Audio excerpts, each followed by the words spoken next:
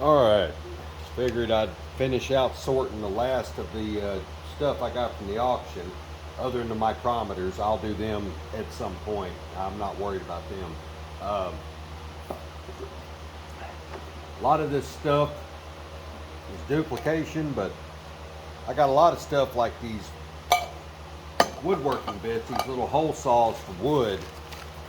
These were individually wrapped, which I thought was a nice touch. I wish they had wrapped more stuff so less would have been dinked around. But yeah, I don't know what I'm gonna do with them, but I'll hold on to them. Well, this weather is hot and I had made my nose start running like the dickens. Now, these were all the dimming drills I got in that pile. Got several. I've talked about these 17/32 I got. I got a lot of larger sizes. Not a big thing. I was after the Morse taper more so than the dimmings. I've got dimmings. So, but you know, like a 31/32 drill, I thought that was a nice touch. Even though that poor thing has been through some hell. You can see that edge. I might have to sharpen. Well, that's not even the right angle. So, those figures, as soon as I start talking, my nose would just take off running. I meant to sort through these to figure out what my big drill was. The biggest one I got in this pile right there. 1.25 inches. So, and they ground it in a little bit of a funny grind there, but that's fine. I could fix that. Mainly I want something so I could punch a good sized hole through something on the lathe, then I could bore it to size or whatever. It's easier to drill material out than it is to bore it out. So yeah, got a couple of these little step bits that are and they're still in wax. These are going to go to my uncle bucket. I don't think I'll ever use them. I need to pull these out and kind of separate them. I'm going to get all these put up here shortly. There's another reduced size that they actually scribed on it, 3/4 by 21/32. So they made a step drill out of it. Yeah, that one will probably go away. But most of these are Morse taper 3. There are some Morse taper 2s, some Morse taper 0s. Those are going to go to Dad's lathe. And I did get just miscellaneous drill bits. I'm probably going to throw all these in a bucket because we've got drill bits falling out of our ears here. I don't need any more drill bits. So, yeah, a few transfer buttons, some transfer punches. Got a couple of transfer punches, a few transfer buttons. I thought that was kind of neat. Wish I had a set of them. I think I already talked about these number 70 drills. And there was some more drills here. Goering. But I don't think there's a size. If there is a size on them, I'm not going to go looking for it. I don't have a magnifier. And that was pretty much the rest of this is just oddball stuff that they have modified or rigged or whatever. Now, these are all just center drills. I got a couple of them, but I don't already took them to work, but I didn't have a long one like that. But the one thing that kind of broke my heart is that while I was going through here, I picked one up and I thought, oh, carbide. And then I realized that it's carbide, and they also brazed a carbide tool on it to make some kind of special tool for something. Yeah, they worked that, so they made a tool out of that, and I have no idea what it is. That's just going to my carbide scrap. But I've got, Dad now has center drills for anything he wants, and I've got center drills. So, yeah. Several different size countersinks, different styles. There's a 6 flute, a single flute, another 6 flute, 3 flute, 3 flute, 3, another 3. Those are pretty common. There is an ease out. Another drill bit goes in that bucket. Just miscellaneous, and a whole bunch of different size little drill keys. I'm just gonna put them in a drawer because I figure you can always use drill keys for something. Yeah, I'm going to pause the video, get this stuff put up, and call it there.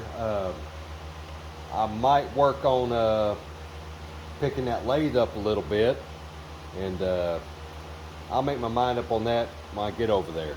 So yeah, yeah. Well, after doing some thinking, I decided I would go ahead and just do it here in the trunk of the car. Whoop, tore that box a little. Go ahead and talk about some of the mics I got so I can go ahead and get that kind of done and make sure everything's in frame. It is.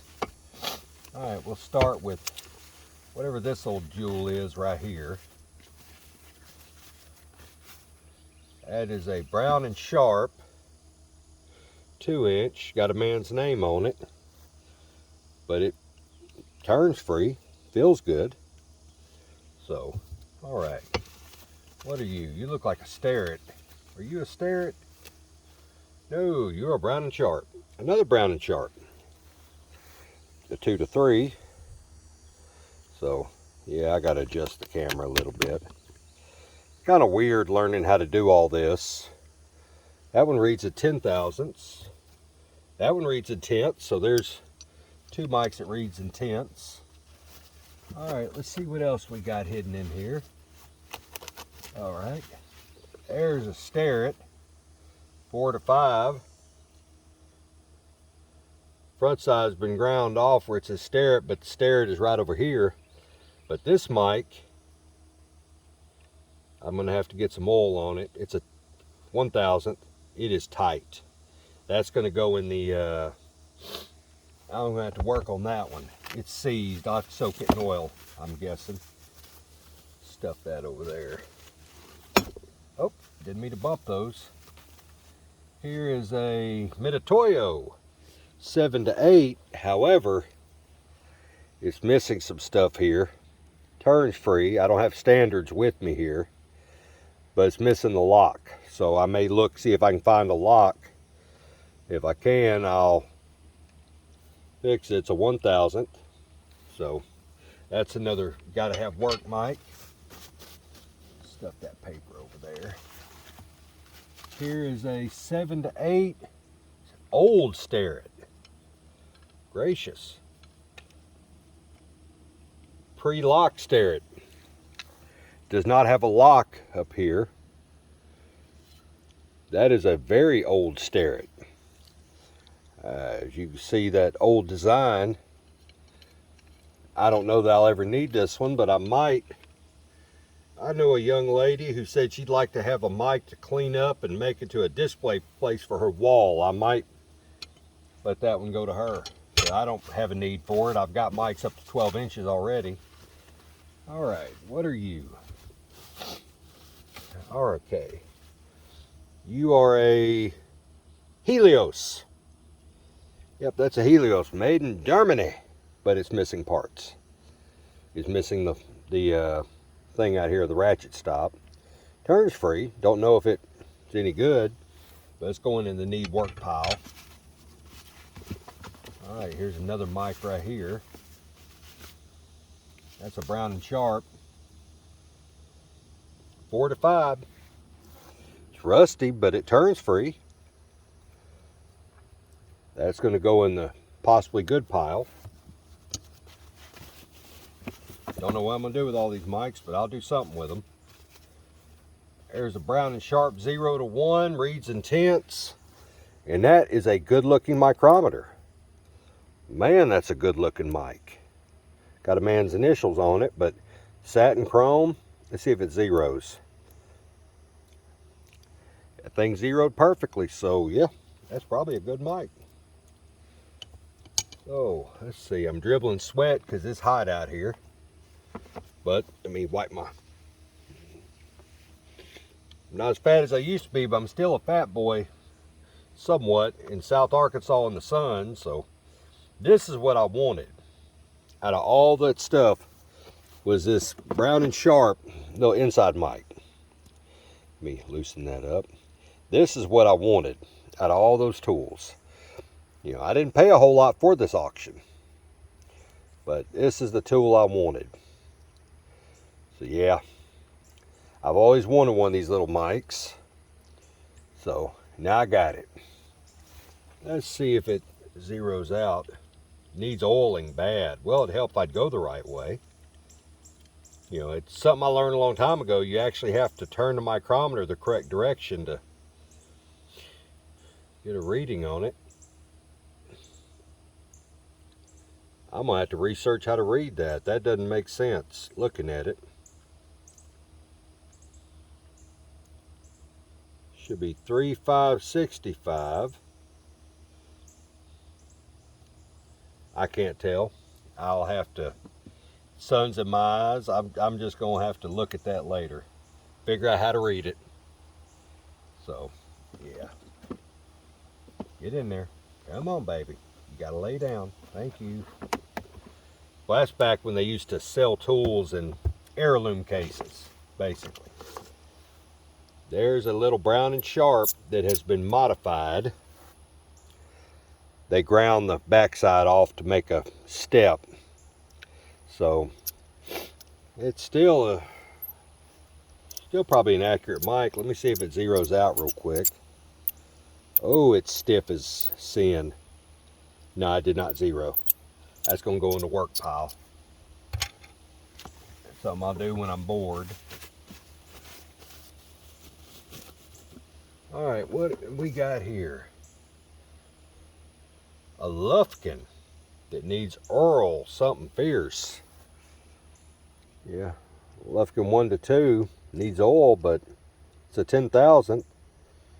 Yeah, I'm gonna put it in a good pile because it does turn. This is a, okay, there we go. That's a Brown and Sharp inside mic. So let's see if it turns. It turns free. Got all the, looks like it got all the rods. Let me run that in so I can close this container.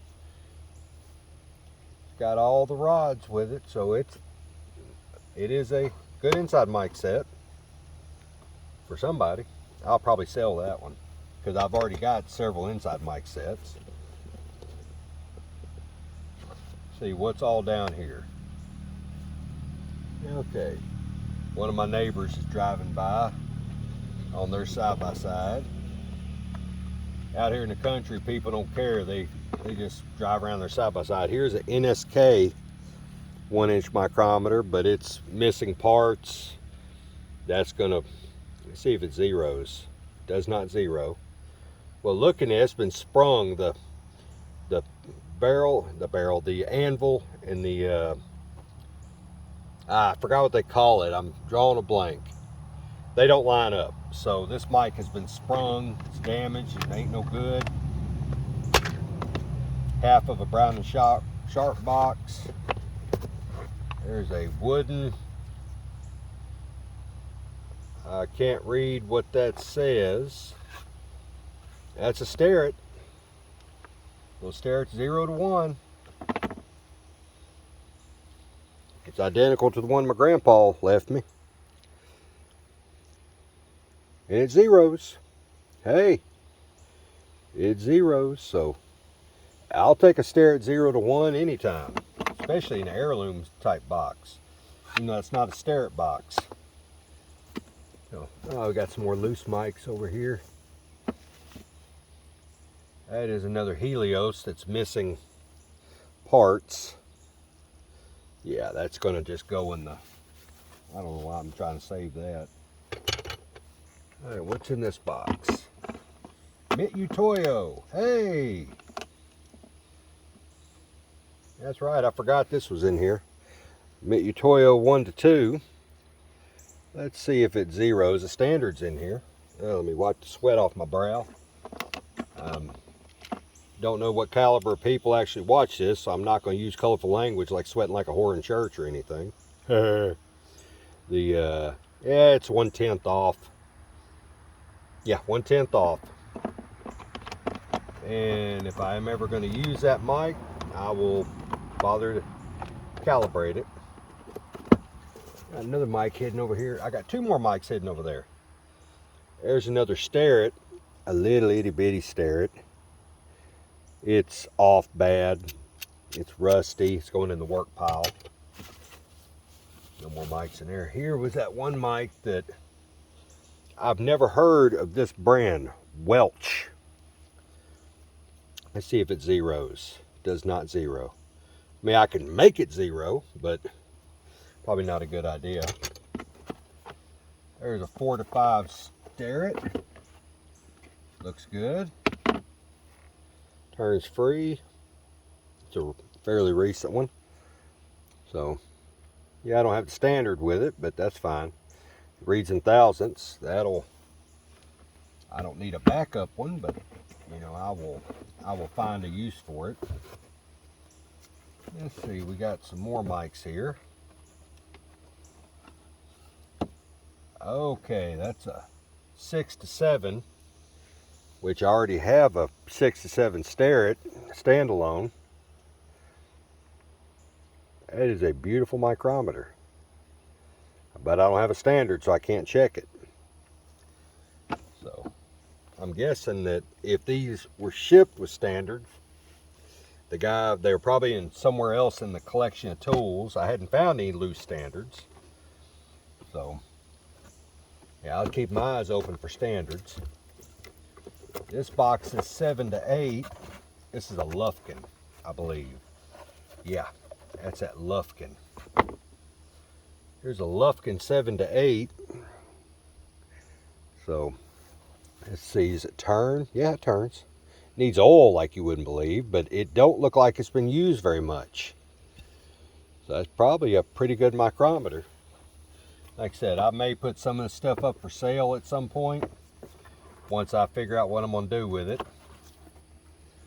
And we got one more big mic. That's an empty box. This is a Lufkin 6 to 8. No, 8 to 9. I looked it upside down. Come on. Come on. Yeah, unhook. Thank you. And that one's got a standard with it. All right. So, oh, that feels beautiful. This is a Lufkin. If I can keep it in frame. Let's see if it zeros real quick. Come on.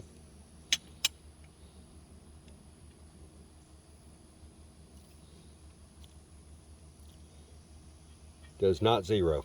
Needs to be calibrated. It's about 3 thou off. So, but it's got the wrench with it, so it won't be hard to calibrate.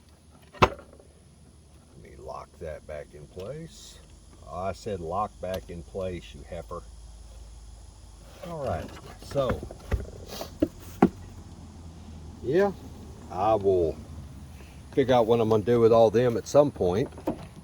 So yeah, I'm just out here at the place spending a nice lazy Saturday morning, just getting some stuff done. Eventually I'm gonna put me a spot right there, got a septic tank, and then I'll just have a nice quiet little place, and I'll have the shop right there. So yeah, well, I appreciate y'all following along with me. We'll catch you next time.